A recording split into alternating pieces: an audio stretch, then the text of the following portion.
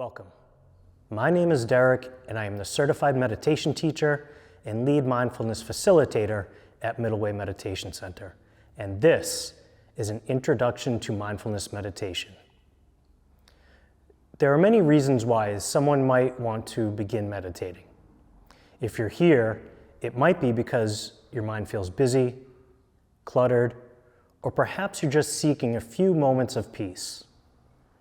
Whatever brought you here, the invitation is to simply sit and meet this moment together while we explore the study and practice of mindfulness meditation. In our first two sessions, we've been building a foundation. We've learned how to anchor ourselves in the present moment, often using the breath. We've started to notice that the mind wanders, and we've practiced with kindness, simply bringing it back. Today, we're going to get a little more curious about the why the mind wanders so much. We're going to explore what I call our storytelling minds, because the human mind isn't just a mind, it's a master storyteller. It's constantly weaving narratives, creating meaning, judging, planning, and replaying the past. Now, this ability to tell stories is an amazing gift. It's how we learn, how we create art, how we connect.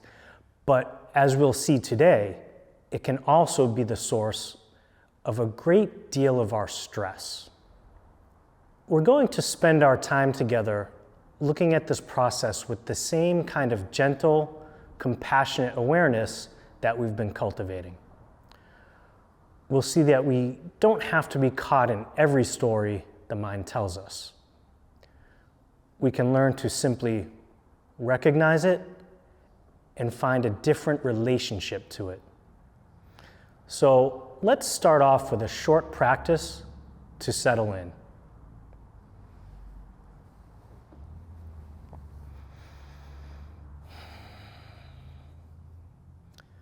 So if you're comfortable with it, let your eyes close or simply soften your gaze downward. Take a couple deep, full breaths. Inhaling deeply, exhaling slowly.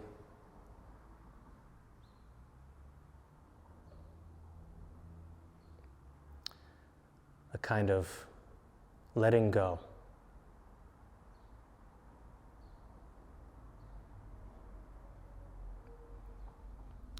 On the next exhale, just let the breath return to its natural rhythm. Let your body settle into the chair. Feel the support beneath you.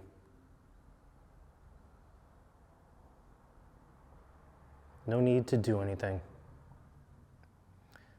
Just be here for this next moment.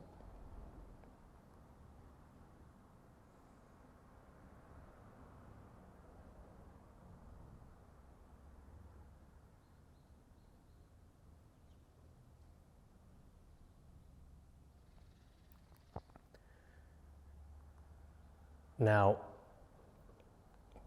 opening the eyes if they were closed. And let's talk about what happens when these stories we tell ourselves get a little intense. Think about your own life. What's easier to remember? A moment where someone said something critical, or a moment where someone offered a kind word? For most of us, it's the criticism. It sticks. My mentors, like Jack Kornfield, often used a wonderful analogy for this. They say that for our minds, negative experiences are like Velcro, and positive experiences are like Teflon. Think about it: a harsh word, a moment of worry, a painful memory. It hooks into our mind immediately. Stick, it's there. We replay it, we analyze it, and we add to the story. But a compliment, a beautiful sunset, a moment of peace, it slides right off. Gone, Teflon. This isn't a flaw. It's actually an ancient survival mechanism. Our ancestors who were most attuned to danger, the rustle in the bush, the potential threat, were the ones who survived. Their brains were hardwired to scan for negativity, and we've inherited that same brain. It's always looking for what's wrong, what could go wrong, what did go wrong. So when our storytelling mind starts to spin a tale of worry about a project at work, someone's health, a conflict with a friend, our body reacts as if that story is real right now. The body doesn't know the difference between a real tiger in the room and a thought about a tiger. This is the body's reaction to stress. The heart beats a little faster, muscles tense, the stomach might clench. We call this the fight, flight, or freeze response. It's designed to help us survive a short-term physical threat. But when it's triggered by our thoughts and triggered again and again, day after day, it becomes chronic stress. And here's the key. The stress isn't coming from the situation out there. It's coming from the story in here. It's the mind's interpretation, the worry, the rumination. So if the stress is arising from our thoughts, what do? We can't just stop thinking, but we can change our relationship to our thoughts, and that begins with a profound realization. We are not our thoughts. This is one of the most liberating insights in mindfulness meditation. We are not our thoughts. Think of it this way. You have thoughts just like you have a heartbeat. You are not your heartbeat. It's just a biological function. In the same way, you are not your thoughts. Thoughts are just mental events. They arise and they pass. They are not who we are. But our storytelling mind is so powerful that it tricks us into believing the opposite. It says, I thought it, so it must be true. Or, I had a scary thought, so I'm in danger. Dharma teacher Joseph Goldstein often says, thoughts are just thoughts. They are not commands, they are not facts. Imagine you're sitting by a river. The thoughts are like leaves floating by on the water. One leaf says, you messed up that presentation. Another says, what if your friend is angry with you? And another, you need to worry about that thing tomorrow. Our habit is to jump into the river and grab onto every leaf, trying to fix it, analyze it, fight with it. We get soaked, we get tired, and we get carried away. The practice is to learn to sit on the bank. Just watch the leaves float by, see them, acknowledge them. Ah, there's a worrying thought. There's a planning thought. There's a self-critical thought. And then let it continue on its way down the river. This is the heart of our practice today, learning to observe thoughts without getting swept away by each one. So how do we do this in the middle of a busy day when the stories are loud and the stress is high? We need a simple, portable tool. I'd like to introduce you to a practice called stop. It's a micro practice, something you can do in a minute or even 30 seconds, anytime, anywhere. It's an acronym, STOP. Let's walk through it. S, stop. Just for a moment and don't react. T, take a breath, breathing in and out. Track your breath. Sense the chest rising and falling. O, observe your experience. Notice the sensations in the body. Observe the thoughts or the story going on through your mind, and appreciate that thoughts are not facts. Explore your emotions and get a sense of where you are in this moment. P, proceed. Move forward in a way that feels right to you and is consistent with your values. That's it. Stop. You can do it while you're waiting in line, before a difficult conversation, in the middle of a busy afternoon. It's a way to interrupt the autopilot of our storytelling mind and return to the present, even if it's just for a moment. We'll do this together in a few minutes. To help us strengthen this muscle of observing without reacting, we're going to introduce a new formal practice today. It's called mindfulness of sound with noting.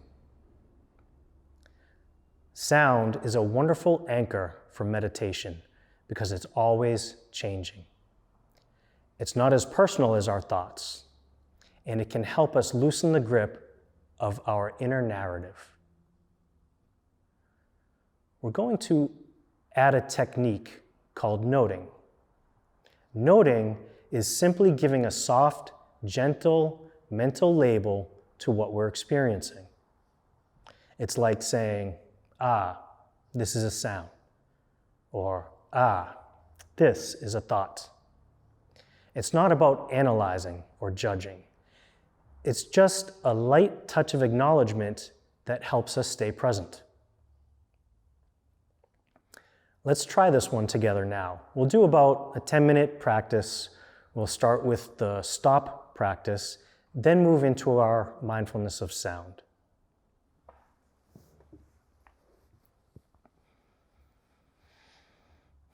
So let's settle in. Find a posture that is alert, yet relaxed. If you're comfortable with it, allowing the eyes to close or simply turning a soft gaze toward the floor.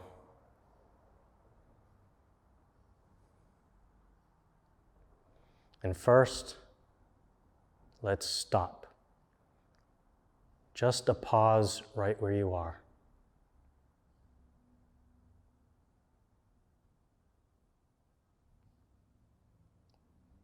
T, take a breath. Take a deep, conscious breath in and a long, slow breath out.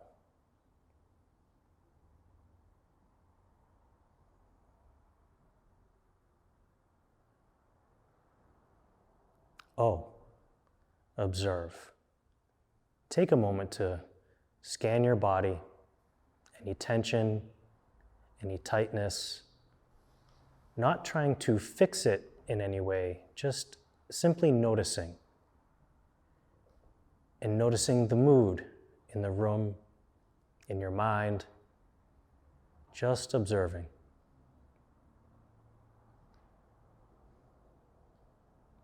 And P, proceed. We're going to proceed into our practice. We'll use the breath for a moment as our anchor. So, beginning to bring a kind attention to the breath, just the natural, effortless sensation of breathing.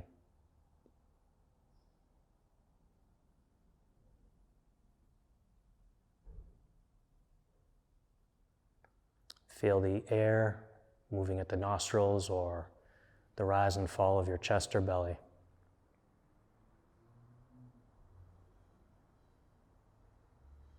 No need to control it. Just let the breath be the anchor.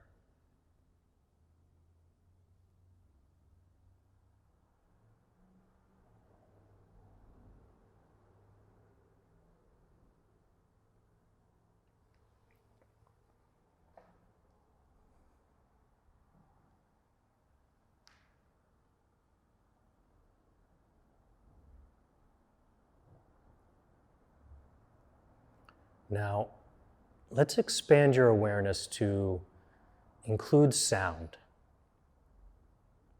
Just open your ears to the world of the sounds around you. You don't have to go searching for sound. Just let them come to you.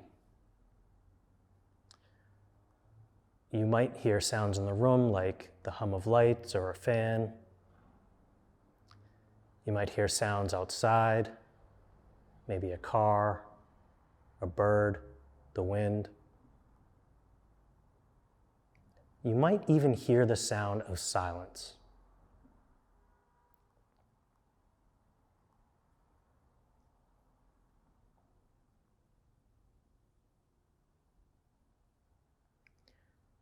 As you hear a sound, you can gently note it, softly in your mind. Just say the word hearing or sound. You don't have to name the source, such as a car or bird, and no need to make up stories about the sound. Just hearing.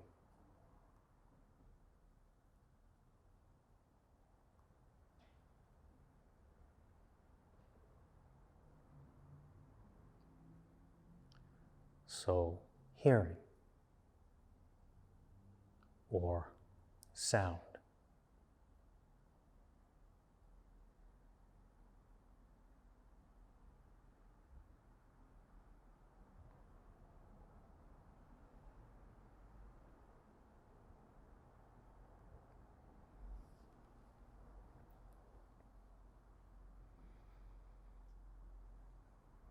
Now, the mind will wander. That's what the storytelling mind does. It will pull you into a thought. You might find yourself thinking about the sound or the story behind the sound, planning your day, replaying a conversation. The moment you notice your thinking, that is a moment of mindful awareness. That is the practice. Gently note what happened, softly say, thinking. And then with the same kindness, return your ear to the world of sound, hearing.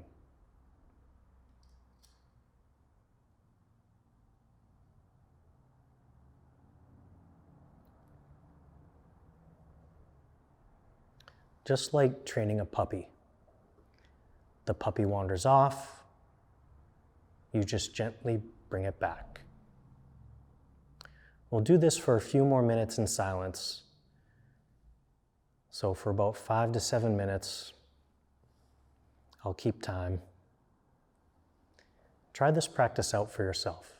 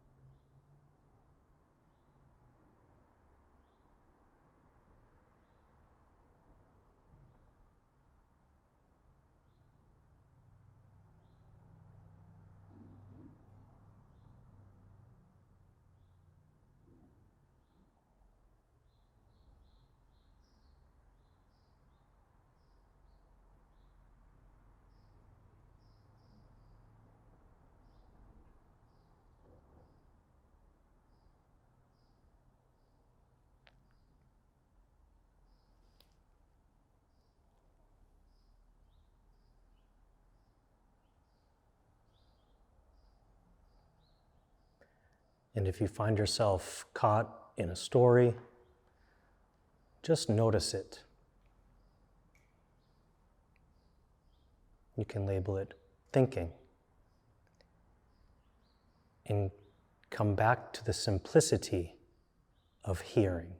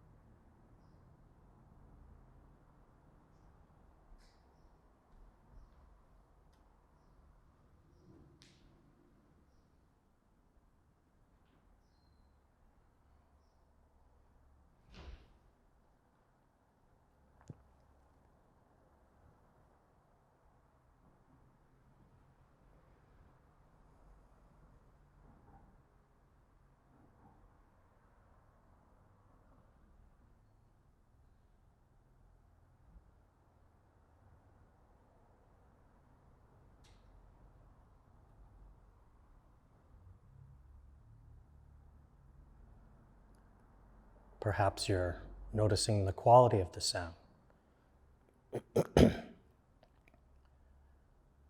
Rising and falling, near or far.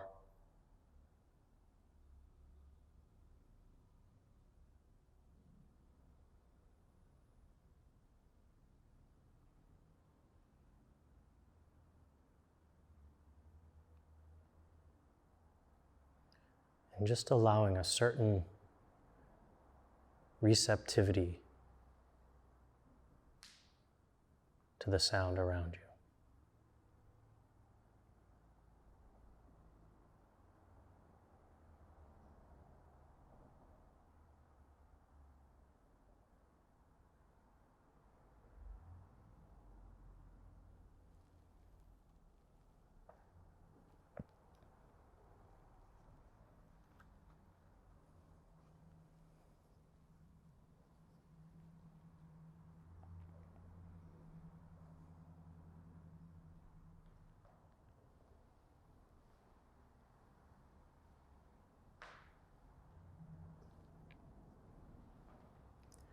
And now, gently, slowly, letting the practice come to a close. Let go of the noting for now. Take one deep breath in and out. And if your eyes have been closed, when you feel ready, you can open them.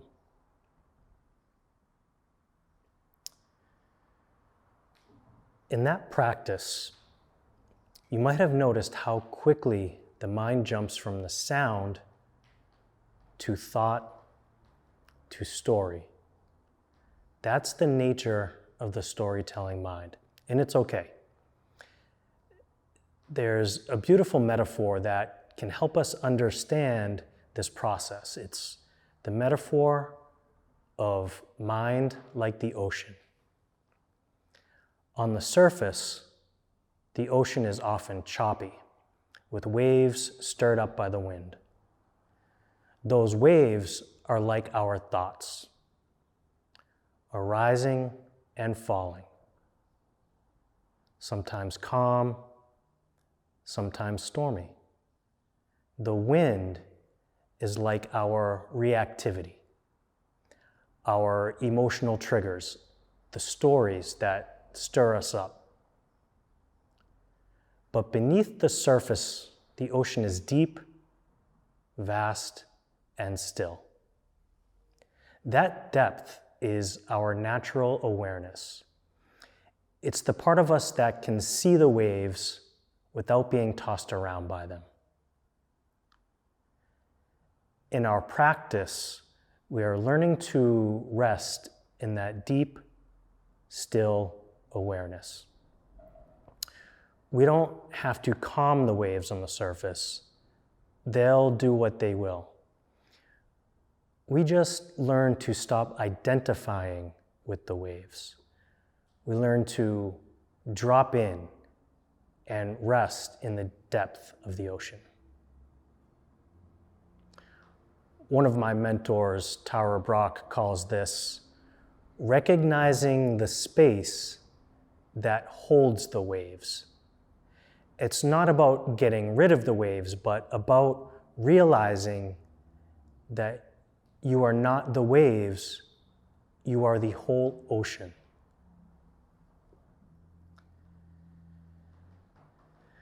As we cultivate this ability to rest in awareness, we also become more sensitive to how the stories in our mind affect our body.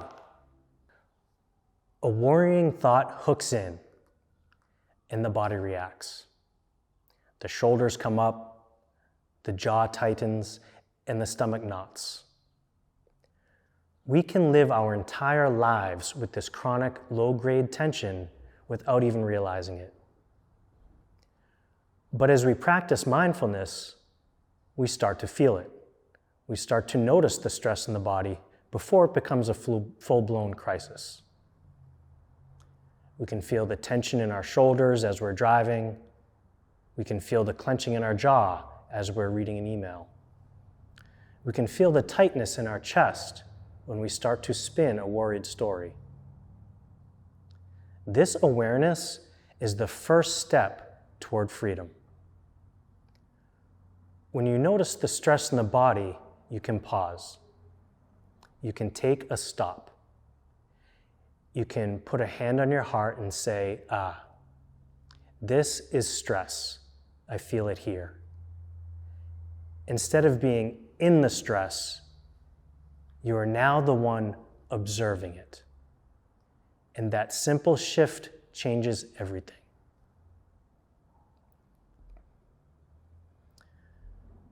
Before we end for today, I want to leave you with a poem. It's by the 13th century poet Rumi, and it speaks directly to the practice of being with our own thoughts without being defined by them. It's called The Breeze at Dawn.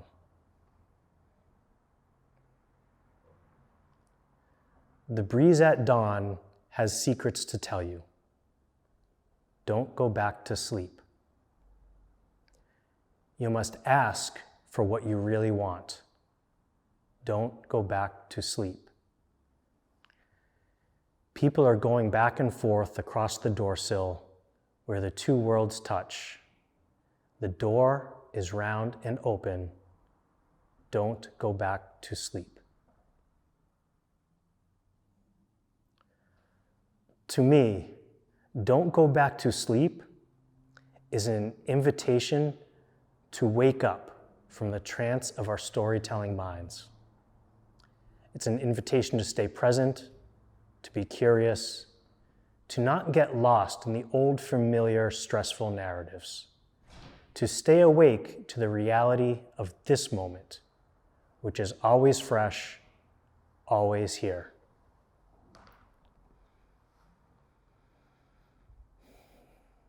I invite you to take one more gentle breath here together, taking a moment to acknowledge yourself and your dedication to your own well-being.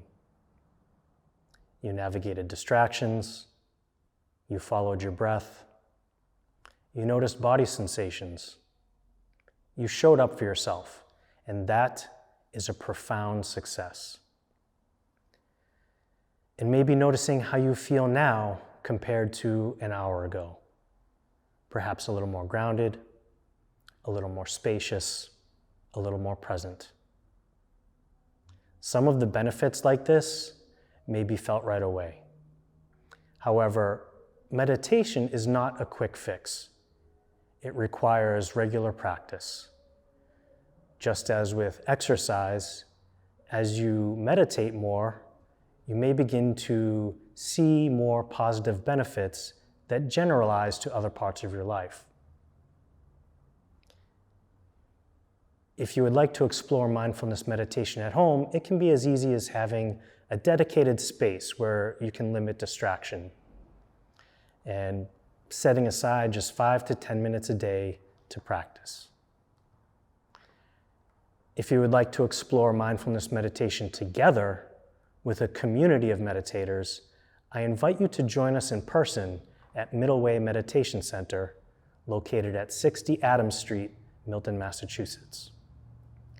Currently, classes run every Saturday at 9 a.m. More information is available on our website at mindfulselfdefense.org. I thank you for your presence and your practice.